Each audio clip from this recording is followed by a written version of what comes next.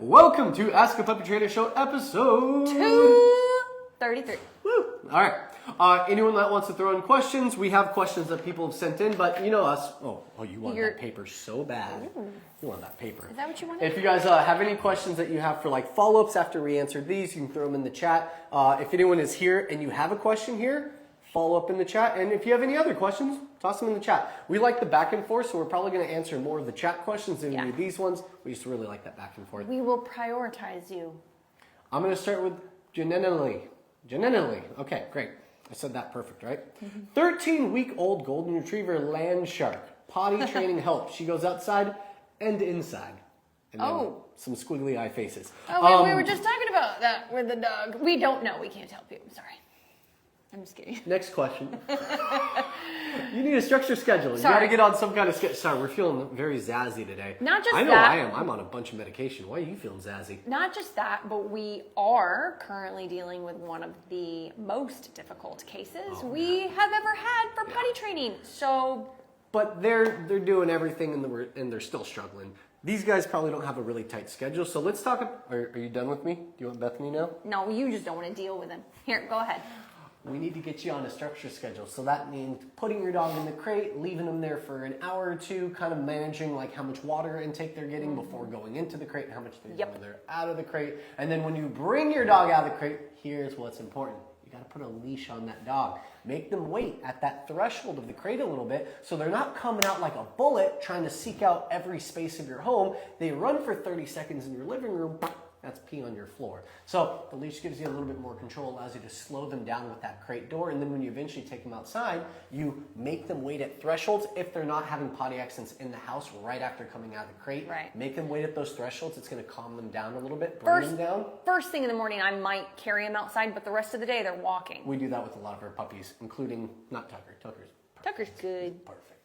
But then once I get them outside, I still have them on the leash. We're even still leashed. Because when I take them to the area I want them to go in, I give them the length of the leash. I kind of stand like a tree in one spot. I don't want to move across 20 feet of space because every new 5-foot gap is a new smell spot and you'll be out there for another 5 minutes. Stick to one area, 3 to 5 minutes. You wait longer than that, pick them up or leash them or use their leash.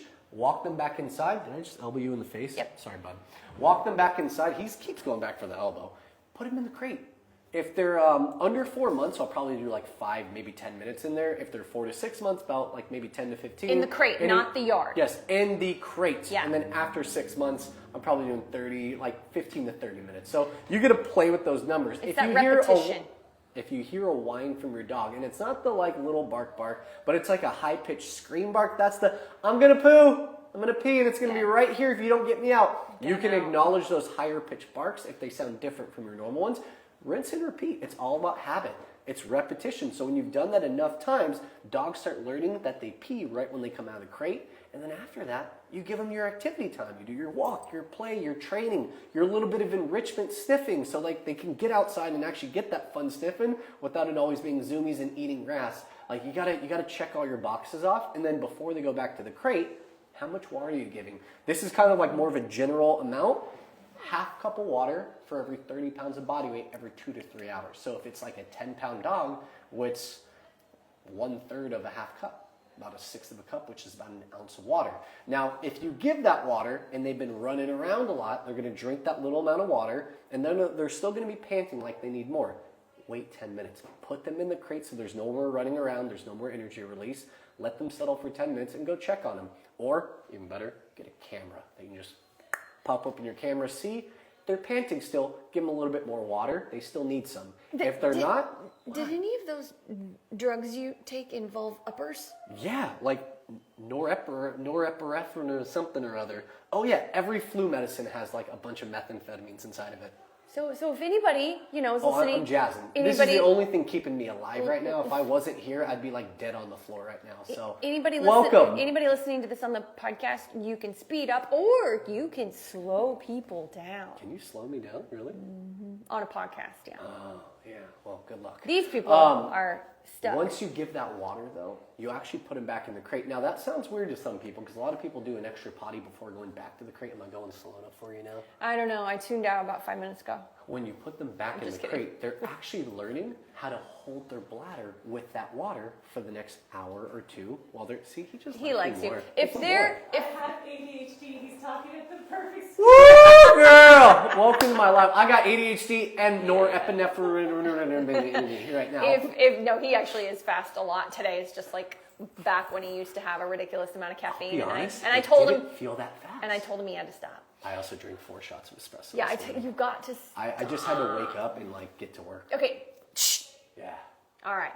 So make sure when you take the You made the dog bark. No, he's it was birds. the crow. It was the crow. Tucker's trying to chase some Tucker, birds. I can't pet you now.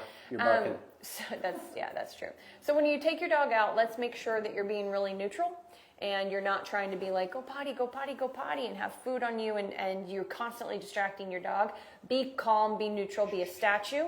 If they really, really get into a smell, this is where the leash is important. Just kind of tug them and move them on, because sometimes they'll just get stuck rather than sniffing and moving. You can just use the leash, but don't make a big deal about it. Go back to ignoring them again. Make sure you're only doing a few minutes outside at a time. Don't be out there for 20 minutes till they potty. We're not looking at the crow's bud. Even if you got to leave for work, it's better to put them back in crate to settle for 5-10 minutes and then give them another chance than to stay outside for 20. Like I promise you. So that's where we would start. And definitely no water 3 hours before bed. And I think you got enough to go on to start with. I think it's time Tucker. Wait. I want to see if I can settle him back down. This is so he can look at the crows. Jennifer says on here, tips to handle food aggression, please. There are no tips for food aggression.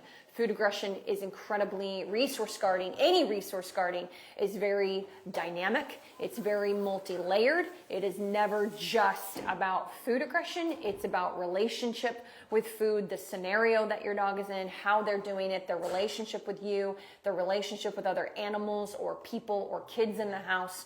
So I need a lot more detail. What's the age of your puppy? Where are you seeing it? Where is it happening? Are they just snatching food out of your hand intensely? That's very different than actual food aggression. So I just need more details, age and breed mix of your puppy. And it has to be a puppy. I'm not going to answer adult questions about resource guarding on here or anything on here. Sorry. The question is just too hard to answer between a puppy and an adult dog.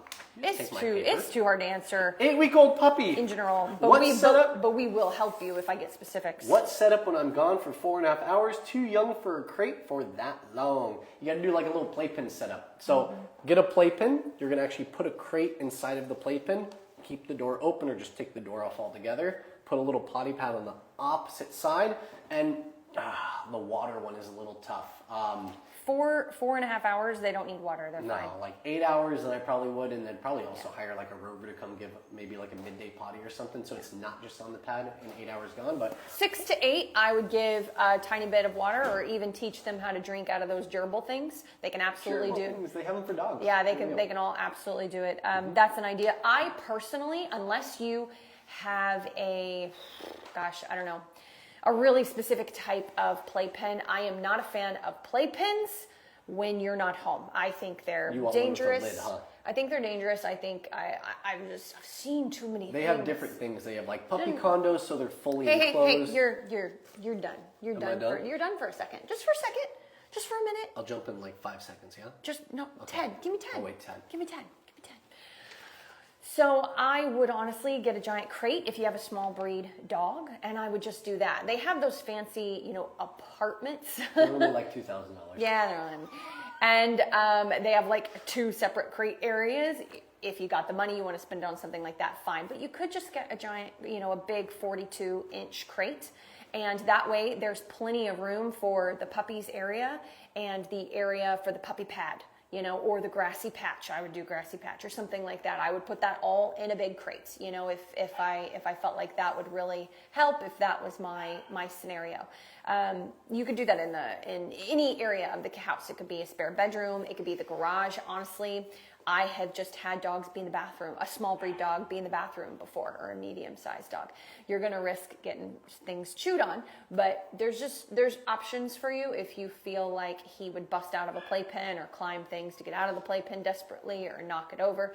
Definitely, if you go the playpen route, or honestly, nowadays, everybody should have a camera on their puppy if they're going to leave for large periods of time, so you can see what the temperament of your puppy is like and how they're doing with different setups that you do. I also advise that if you guys are going to use a playpen, find some way to like cover the top of it. Look up those X pins. So it's like the clear plexiglass ones. Those are safer. The metal bars, if they jump up constantly and are touching their paws to it, they can get a paw stuck and then hang from that paw till you get home. Someone over here on TikTok said, when you are crate training a puppy, is it okay if the crate and everything is in a completely different room than you? Absolutely. That's perfectly fine. In fact, you're going to potentially prevent a lot of future issues if your puppy is good with that. Now, dogs are very social, and they do like to be, Mentality animals. Yeah, they do like to be around people, around things, but whenever they're, all the time actually, not just whenever they're sleeping, they like to be like that all the time. But that does not mean that that is a good idea to always have them in the room with you. I'm okay with it because it is true to their nature, but then you're getting up potentially several times a night. This has happened to us. You've got a husband, because I don't snore. You have a husband that snores and it legit wakes up the puppy. There are so many really good reasons to have the puppy in another room, and it can prevent some separation anxiety issues as well. And then once the puppy is a full-fledged adult or close to it, and you want to start to bring them in the room with you and lay on a dog bed on the floor and then eventually in the bed, we're totally okay with that. Just start with structure first before you go to anything else. Then we have the flip side of it, which is if a dog does have separation anxiety already, you have them sleeping in a different room and they're barking their head off. Some dogs actually do better with your circadian rhythm. So your breathing pattern, your snore pattern, all those can also help a dog who is doing a lot of barking from the crate. All right, Jennifer. A similar question, go up. Well, this is a follow-up. Okay. Jennifer says, she was asking about the food aggression. 7-month-old Cavapoo. It's not always food. It could sometimes be items that she's not supposed to have. So I still don't have a lot of details, but I'm going to guess because of the age you gave me. So unusual, first of all, for a Cavapoo, but it does really go to, you look at the dog, not the breed. It's very unusual for that breed and that breed mix to do this. So 7 months old kind of tells me that she's been practicing it for a while, and that is yesterday that has to stop. And so every time that dog comes out of crate or out of your bedroom or wherever they hang out, they are stopping on leash. So much about any sort of resource guarding is really about the structure that you've put into the home to teach impulse control. You cannot go after any form of resource guarding if there are not tons of protocols in place in the home where you're also teaching your dog high levels of impulse control. So that's thresholds. A 7-month-old should have no problem sitting, having a leash put on, open the bedroom door, any door that opens in the house or exterior doors. If it a crate door, car door, if it opens, the dog should just freeze, move back and sit, or just sit. Any of those are acceptable. Freeze, moving back and sit, or just sit right where they are. I don't mean teach that. I mean a 7-month-old can already be doing that, should already be doing that, and that would be the first thing I would really focus on if I'm dealing with the resource guarding. On leash throughout the house. The dog is tethered to me. I'm better about picking things up for the next 6 months, at least short term, and I'm in complete control of what that dog is doing when they are out of crate, out of their safe area. It's imperative. Even if you have 3 kids, this dog is tethered to you all the time, or it's tethered to the oldest in the house. So there's a preventative factor. That is so crucial because every single time your dog practices picking up one of your kids' toys or a sock and running to the edge of the room and growling, it becomes more cemented as a neural pathway in the brain to become a habit of this is how I handle this scenario.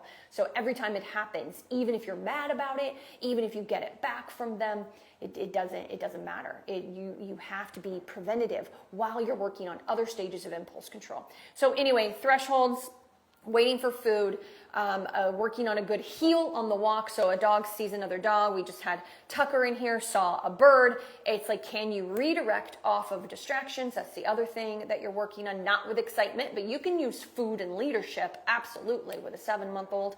And the big thing is, what does their drop it look like, or their out when you play, when you're actively playing? I actually want to really, really condition break, tug, tug, tug, tug, tug, tug, tug, freeze, drop it, sit down, break, tug, tug, tug. I'm not even throwing a toy with a dog that resource guards. I'm actually not even going to give up possession of, so get a long, thin toy. I'm not even going to give up possession of the toy if I can help it. If I do accidentally, or when I do get to the next phase, which should be in just a few days of giving up the toy, I have got a leash on this dog on a martingale or a slip lead. Slip leads are better, but dogs will chew those up if they're hanging around the house on a slip lead, even tethered to you. They'll sneak in chews. So it would be cheaper, martingale and a leash. And I do pressure up right away if I get any nonsense. Any tuck of the head. I do this with labs all the time because, believe it or not, labs have so much stuff taken out of their mouth. You know what another breed that's more prone to it that are like labs is Bernies. I come across a lot of stubborn Bernies. Really? A lot of stubborn Bernies that will start the head tuck, and they just get stuff pulled out of their mouth all the time. And then by 8, 9, 10 months old, they're big and bad and stubborn. That's my Bernedoodle experience. Yep, big, bad, stubborn, and then they'll start to resource guard. Occasionally, labs will do it too. And when labs go that way, it's hard to get them back, even though it's uncommon. Sorry. They're anyway. so driven. Their drive is off the charts. And resilient. Yeah. And happy. Yeah. Oh my God. Anyway. Yeah.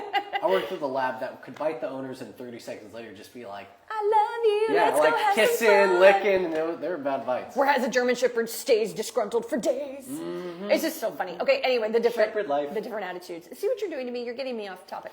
So anyway, you're gonna do slip or that leash pressure. I can be on the ground because it's Cavapoo. Tug, tug, tug. Oh, they got it. Oh yeah, good job. Celebrate. Let them have it for a second. Don't make a big deal about it.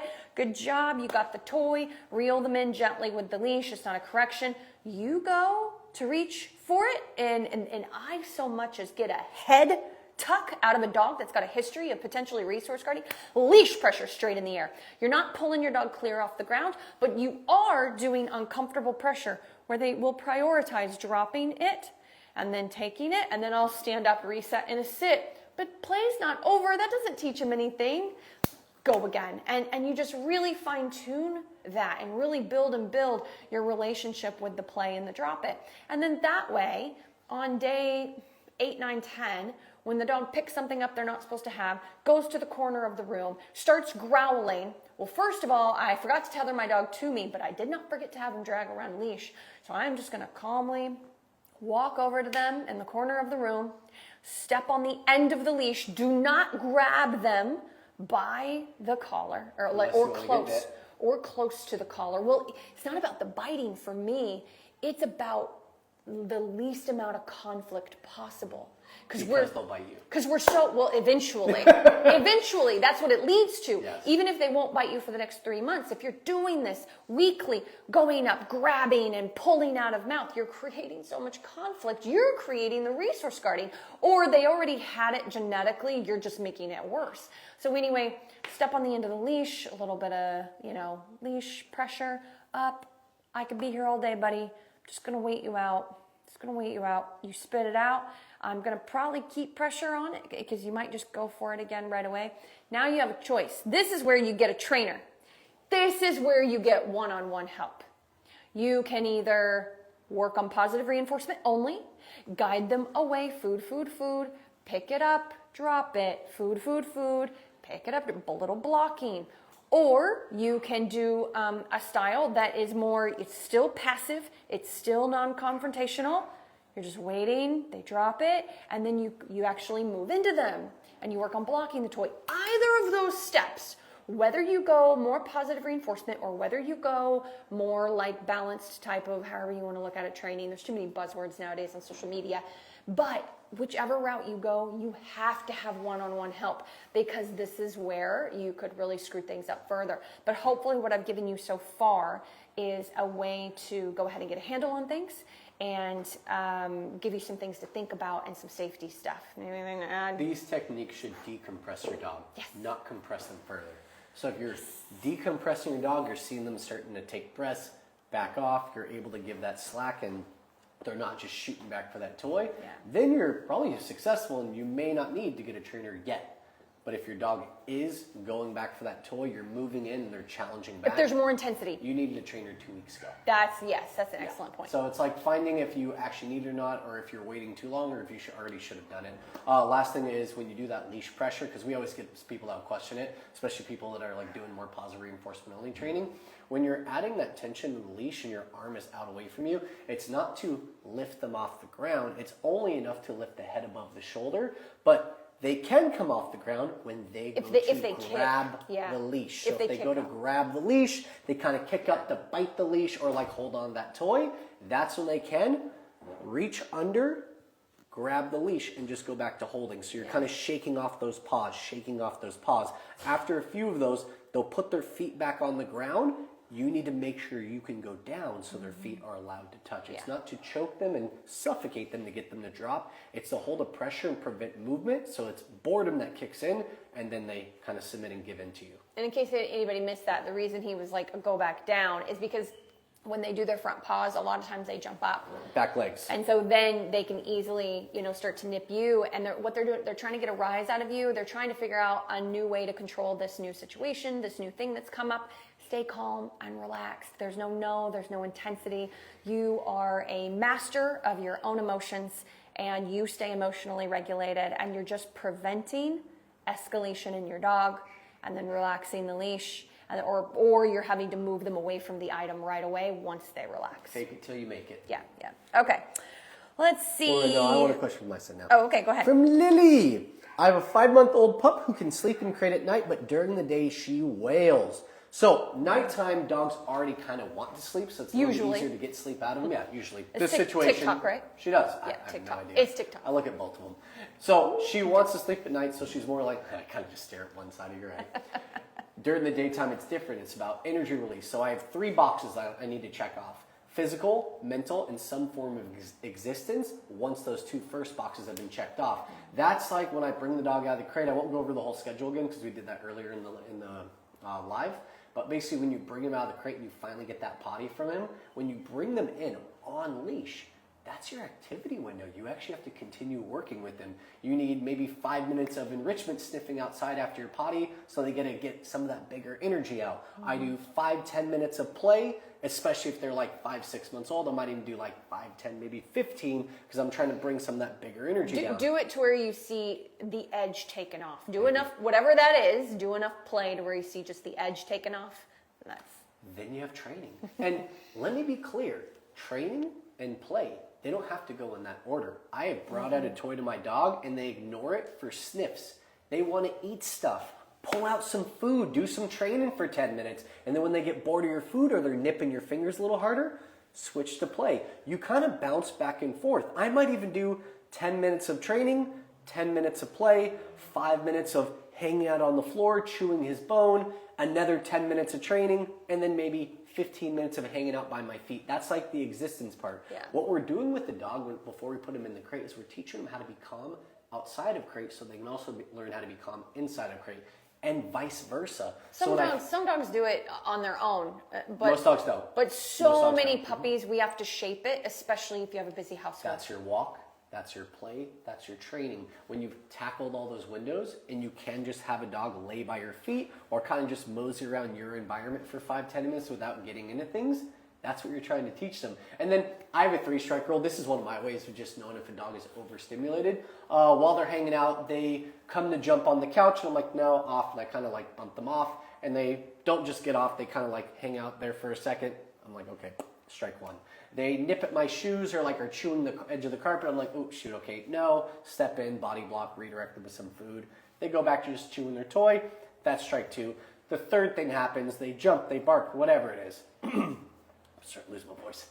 That's where you take a breath. Take a breath, because there is no for strike 3. I'm totally losing it. There is no for strike 3. Shut up. All there is a deep breath. This is where you gotta fake it till you make it. A deep breath.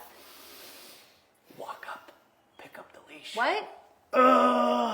Walk up, pick up the Thank leash. you. Wipe all the emotion off your face and calmly walk your dog to crate. They may not want to go into crate. You might actually have to get them as close to it as possible. Get kind of a hand under the bum and start kind of start shuffling them into the crate. But it's not like a foot and then move your hand away. No, it's a constant until they're all the way in. You're not shoving them, but you're keeping a constant pressure. Guidance with leash so they know their direction. That's only if they refuse to go in. Most dogs are if they're overstimulated. They're going to be a little bit cranky, a little fussy. I'm going to toss a treat in. I'm going to toss some food in. Like, I'll do everything in my power to get them in, but if they don't, they are going in no matter what. It's for you, not for the dog. That's correct. Yeah. If you are at the end of your activity window, so your dog's been out of the crate for an hour, they're 5 months old, and they just really can't handle more than that, the reason the 3-strike rule is there in my mind is because they're kind of telling me with that 3-strike rule, whether they're cranky, tired, overstimulated, maybe they're ready for the next hour and a half of their nap time.